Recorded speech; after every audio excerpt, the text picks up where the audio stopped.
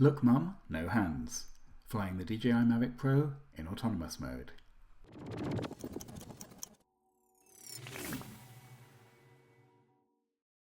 You can see on the iPad the Google Earth view of the orb which we're about to fly, and here are the settings showing the altitude, the radius, the speed, the entry point, the direction and so forth. So let's go flying. The first thing the drone does is to swing around to face towards the outside of the circle and then to fly out the distance of the radius. Once it's done that, it turns back in to face the centre. The one thing I found it didn't do well automatically was to angle the gimbal down, so you can see that I'm doing that bit manually, but the drone is flying itself in the circle, and you can see here now I'm putting the controller down and the drone is flying completely autonomously.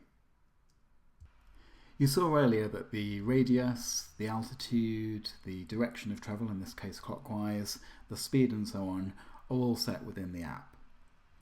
One thing you may notice here is that the drone doesn't seem to be quite circling us centrally.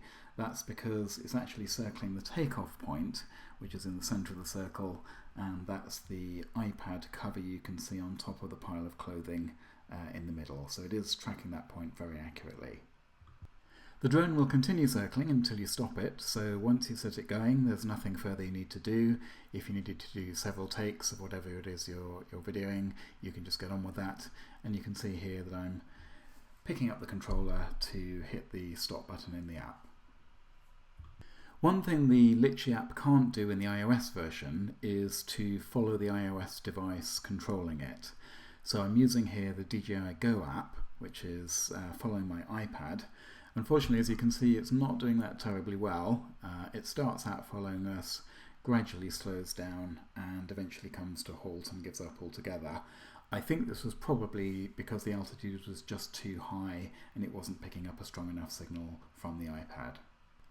What the Litchi app can do, however, is optical tracking of a person or object. So I've drawn a rectangle around Steph, and as she walks away, the drone tracks her, or at least it does until I get in the way, at which point it starts tracking me instead.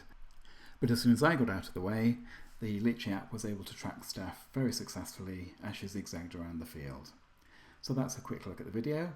Check out the piece for more details.